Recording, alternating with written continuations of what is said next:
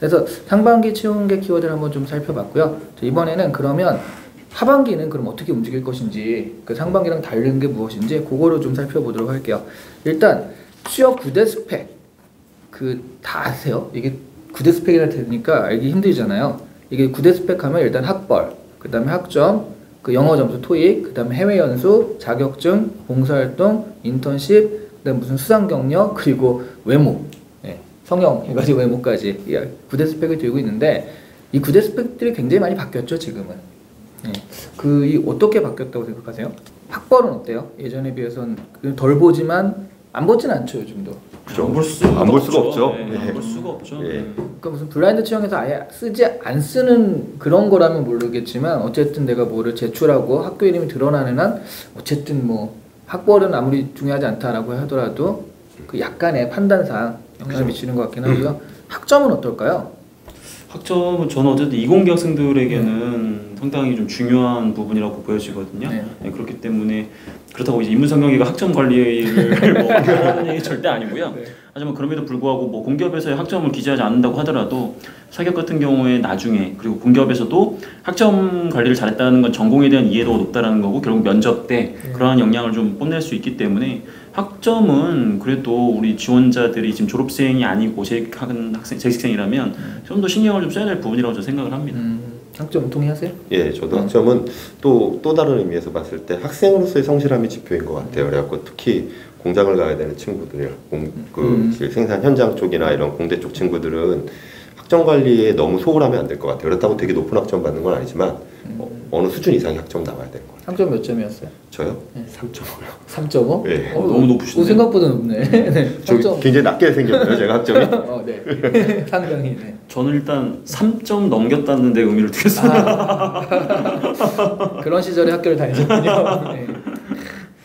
제가 진짜 학교 다닐 때 1학년들은 특히 학점 그렇게 중요하지 않았잖아요. 맞아요. 저는 학사경고 2번 받았어요. 네, 그래서 그때 뭐 선동열 방어율을 넘었냐 안 넘었냐 이런 거 있죠. 0.87 이랬거든요. 그런 걸 넘었냐 안 넘었냐 이런 거 갖고 있었는데, 자 지금은 좀 다른 얘기긴 한데요. 근데 토익은 진짜로 그렇게 진짜로 뭐 900 이렇게 안 받아도 되나요? 이것도 뭐 회사 직무마다 달라가지고 뭐 예를 들어가지고 공기업에서야 800 중후반대를 일반적으로 넘기게 되면 다 1등급에 포함되기 때문에 크게 의미가 없을 수도 있는데, 뭐 일반 사기업 중에서도 뭐 예를 들어가지고 모기업 같은 경우에 아직도 지원 자격에 반드시 토익 점수는 내라 대놓고 이렇게 채용 공고에 기재할 정도로 이렇게 하고 있기 때문에, 본인이 일단은 목표가 구체화된 상태에서 그 목표가 그 해당 회사 직무가 이 토익을 정말 어느 정도로 보는지에 대한 부분을 직간접적으로 이해하시고 거기에 맞춰서 좀 이렇게 공부를 하시는 게 좋으실 것 같아요. 토익이라는 게 제가 아까 말씀드린 의도 기본적으로 했을 때 토익을 정말 영어 능력을 필요한다면은 토익 이외에 영어적인 역량을 확인하는 과정이 있어요, 분명히.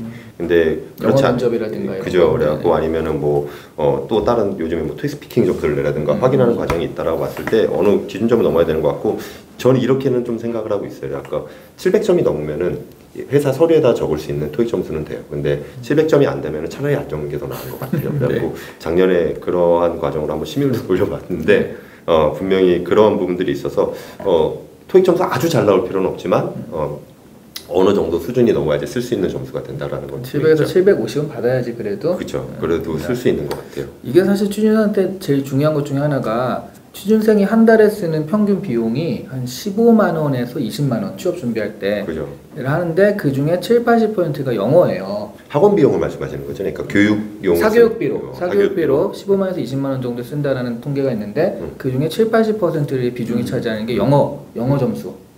그러니까 사실 토익을 기업들에서 야 이거 하지 마 라고만 해줘도 그 비용이 싹 빠지는 거예요. 학원들 망하죠, 그렇죠. 그래서 못하는 걸 수도 있고요.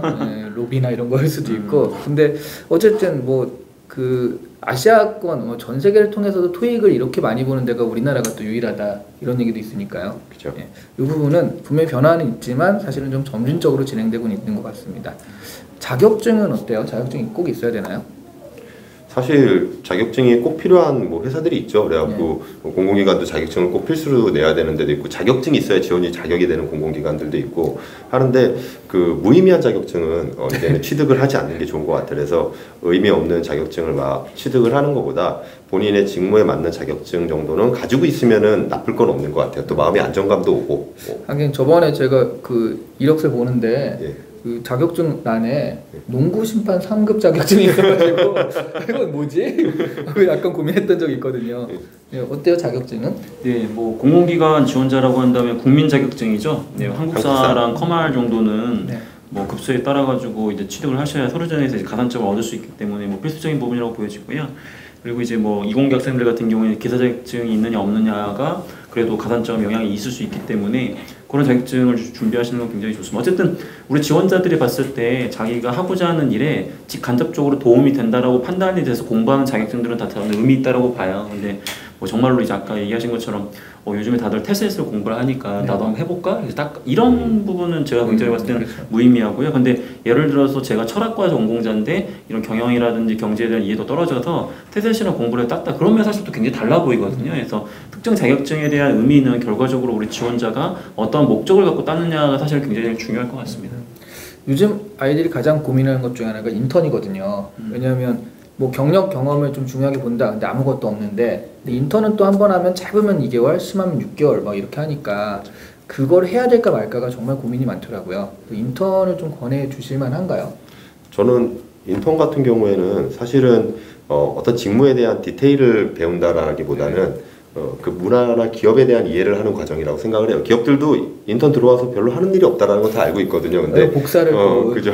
어깨너머로 네. 보는 여러 가지 기업의 문화나 이런 것들이 이 사람의 또 정착률을 높일 수 있는 부분들도 될 것이고, 그 다음에 어느 정도 마음 먹고 각오하고 들어오는 친구들이 아무래도 일을 조금 더 잘할 수밖에 없는 부분들이 있기 때문에 인턴이 아니래도 기업에 대한 내가 경험이 있다라는 걸 증명하는 과정은 좀 필요하다고 생각을 해요.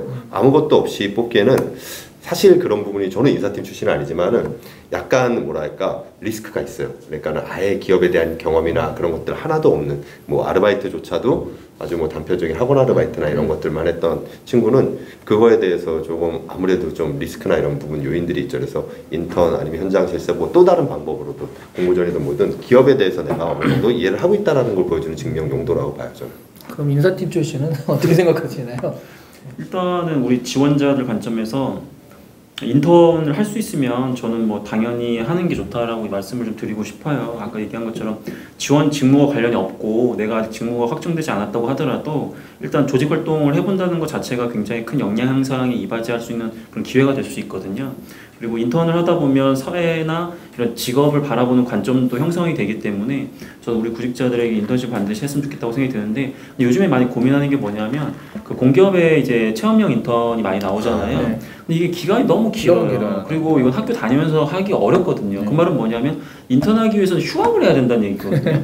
사실 이 제도가 물론 이제 단기적으로 좀 이렇게 실업자를 어떻게든 좀 이렇게 좀 줄이고 뭐 그런 여러 가지 지표를 마사지한다는 측면에서 뭐 의미 있다고 봐요. 하지만 그럼에도 불구하고 현장에 있는 우리 학생들 입장에서는 그러한 긴 기간 동안에 인턴을 하는 게 정말로 도움이 뭐랄까 희생하는 거에 비해서 효과가 있느냐, 저는 그거는 정말 잘 따져봐야 된다고 생각을 합니다. 그래서 좀 가급적이면 방학 기간 내에 한 2개월 정도 제일 이상적이긴 한데 그런 데가 또 많이 없다라는 점, 네. 그렇죠? 그러다 보니까 좀 아쉬운 점이 있는데, 그래서 여러분들은 이제 그런 것들 자기 환경적인 부분을 고려해서 가급적이면 인턴을 좀 해보고 좀 했으면 하는 그런 바람을 저 좀 전달드리고 싶습니다.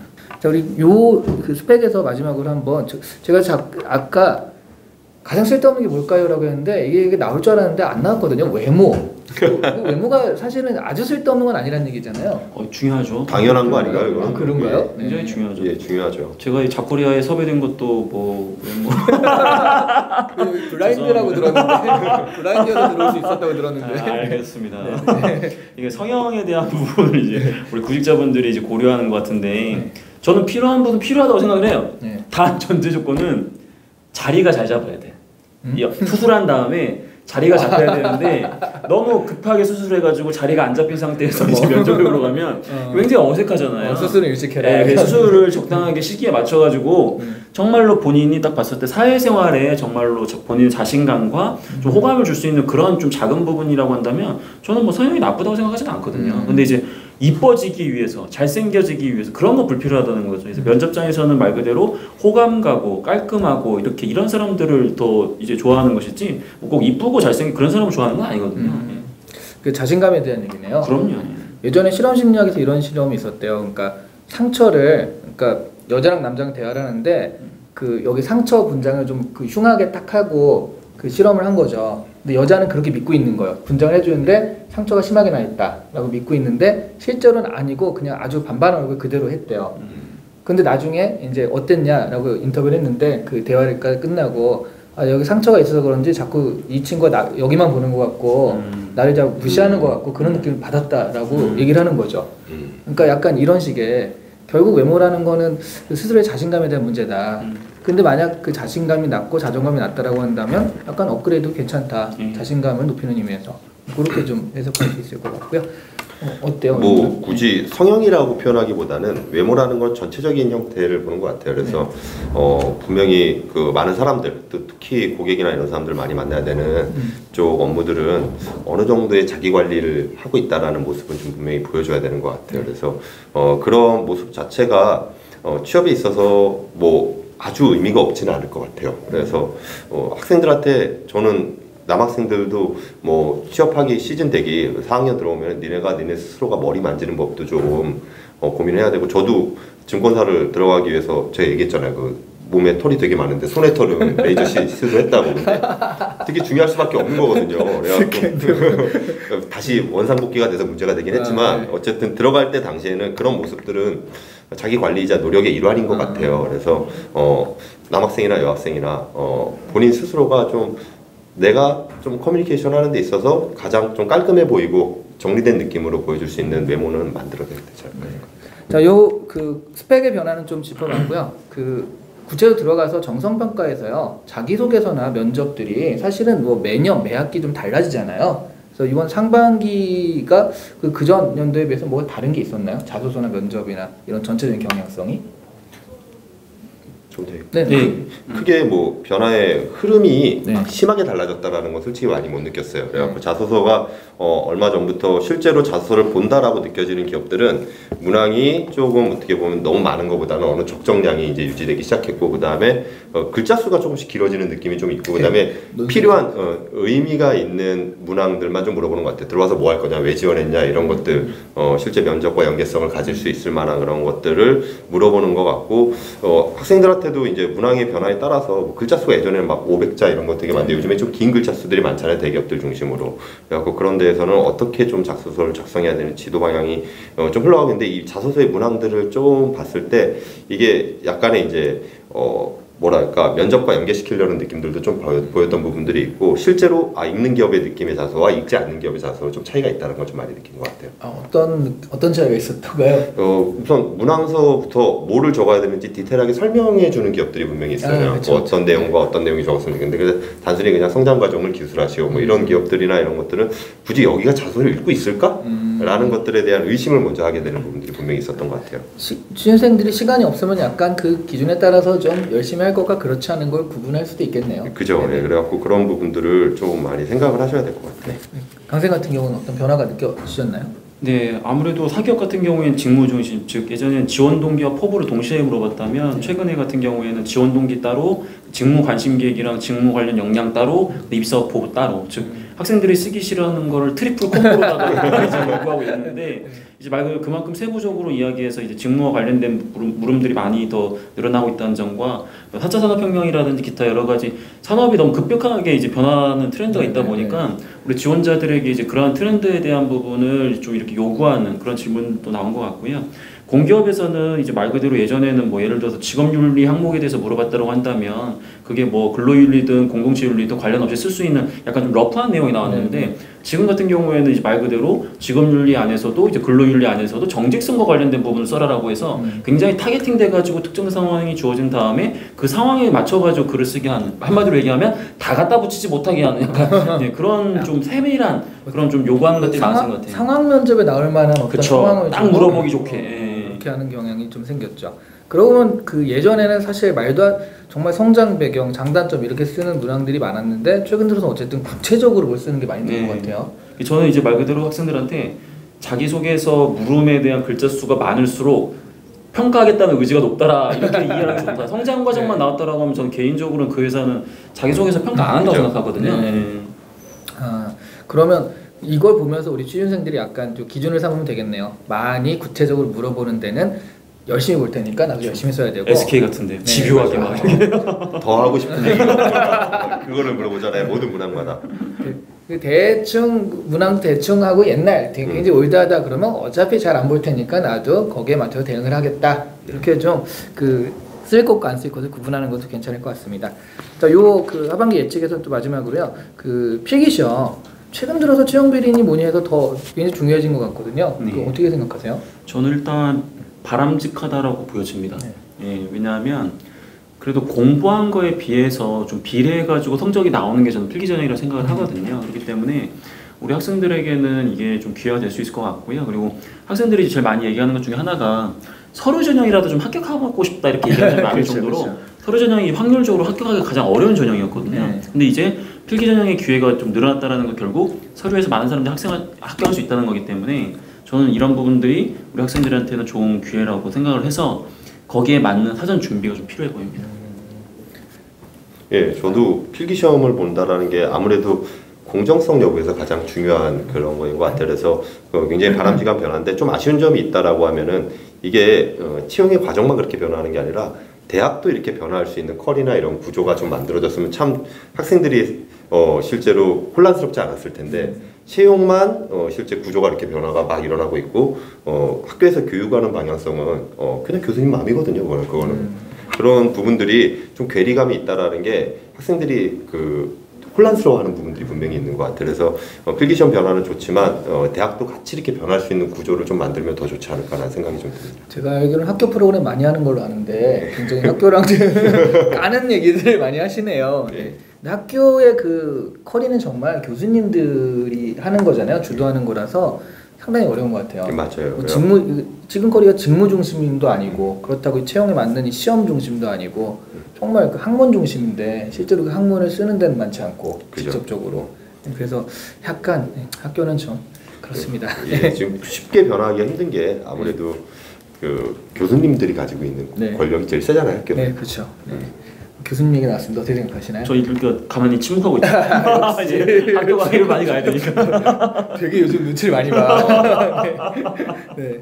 아 근데 이런 경향이 있어요. 필기 시험이 강해지고 그리고 이제 학생들이 좀 좋아하는 변화가 블라인드 해가지고 그 서류는 웬만하면 다 통과시켜주고 필기를 많이 봐라 했더니 대표적으로 이제 공기업에서는 코레일이 그렇게 채택을 하거든요. 맞아요. 그 1000명 모집하는데 상반기 때 69,000명이 지원을 했어요. 하반기 때는 1000명 모집하는데 49,900명이 지원을 했어요. 그나마 이게 떨어진 게 왜 2만 명 떨어진 게 왜 그런지 아세요? 자기소개서 쓰야. 네. 그 상반기 때는 자기소개서도 안 쓰고 그냥 이름만 쓰고 다 시험을 보게 했는데 이번엔 그러다 보니까 노쇼가 너무 많이 나서 그죠. 애들이 한 반 정도 안 왔대요. 그래서 이번에는 자기소개서 쓰겠더니 2만 명이 안 썼어요. 그래도 5만 명이 이렇게 지원하고 그 시험을 준비하고 이런 게 다 돈인데요. 네, 그 어떻게 보면 이것도 약간의 낭비가 아닐까요? 그렇죠. 어떻게 생각하세요? 그럼 이런 게 나을까요? 아니면 서울에서 쫙 거른 다음에 그 몇 명 와서 필기시험 보는 예전 형태가 나을까요? 지금 형태가 맞죠. 최소한 그래도 그 자소서를 작성하면서 이 기업에 대한 애정도 좀 가질 수 있는 거고 그렇게 많은 걸 또 요구하는 것도 아니기 때문에 학생들한테 큰 부담도 아니라고 저는 생각을 합니다. 그래서 기업 입장에서도 그렇고 구직자 입장에서도 최소한의 그런 자기소개서를 바탕으로 좀 성의 있는 지원자들이 지원하는 건 좀 바람직해 보입니다. 저도 마찬가지로 그냥 막 통과가 되는 거는 사실은 자소서조차도 없는 거는 다 써볼 수 있는 거잖아요. 그러니까는 그거는 큰 의미를 가지지 않고 그래도 지금 그런 거 회사에 대한 관심을 가지고 어떻게 보면 바라볼 수 있는 어떤 뭔가의 안전장치 같은 것들은 좀 만들어내야 되지 않을까라는 생각이 들어요. 이게 만약에 그냥 이런 식으로 하면 크게 공무원 시험과 다르지 않거든요. 그렇죠. 공무원 시험이 되는 거죠. 예, 똑같은 거잖아요. 그러니까. 20만 명 정도가 지원하는. 그죠. 크게 다르지 않아지기 때문에 취업과 공기업과 공무원 시험은 조금 분리가 돼 있으면 좋겠다는 생각을 저는 개인적으로. 공무원 시험이 보통 하면 22만 명 정도가 국공무원에 응시한대요. 국가공무원. 근데 시험장에 나타나는 건 15에서 16만 명. 그죠. 허수가 되게 많죠. 네, 그래서 그래도 15에서 16만도 많긴 한데요. 네, 근데 어쨌든 그 공기업이 약간의 그런 그 실험은 있었습니다. 자소서를 좀 안 받아볼까 했었는데 이게 너무 노쇼가 많이 나는 바람에 했는데 어쨌든 그 취준생들 입장에서는 사기업에서는 아직도 그래도 서류에서 많이 떨어뜨리잖아요. 그거보단 기회를 주어서 좋다라는 그런 얘기들을 하더라고요. 그래서 앞으로도 필기시험은 뭐 사기업도 그렇고 뭐 질사시나 사트 이런 게 없어지진 않겠죠. 제가 봤을 때는 불가능한 영역이라고 생각을 해요. 네. 왜냐하면 블라인드 채용이 강화되면 강화될수록 필기 전형에 대한 부분은 있을 수밖에 없는 게 기업은 그래도 최소한의 장치를 통해서 이 지원자의 그런 잠재적인 역량이라는 기초 역량을 안 볼 수가 없거든요. 네. 말 그대로 그 일본의 모 기업처럼 선풍기 돌려가지고 이력서가 멀리 나가는 사람 그거는 정말 특수한 상황이고 전설 아니에요? 진짜로 예, 그랬어요? 그거는 뭐 예전에 TV에서 제가 봤는데 네. 어쨌든 일반적 상황에서 저는 블라인드 채용이 진행된다고 한다면 그 반대급부로 필기 전형은 더 강화될 거라고 저는 생각하고 있습니다. 어떠세요? 저도 마찬가지로 뭐 AI 면접서부터 여러 가지가 나오지만 사실상 AI 면접이나 그 서류 과정에서의 효율을 높여주는 개념이라고 보고 면접이나 필기는 사람이 일하는 곳이라면은 공정성과 그 다음에 또 함께 일하는 사람에 대한 확인 이런 부분에서 쉽게 줄 수가 없는 영역이라고 생각을 해요. 그럼 결국 이제 학생들은 딴 생각 말고 방학 때는 이렇게 좀 필기시험 공부를 좀 하면서 준비를 하는 게 맞겠네요. 그죠? 네.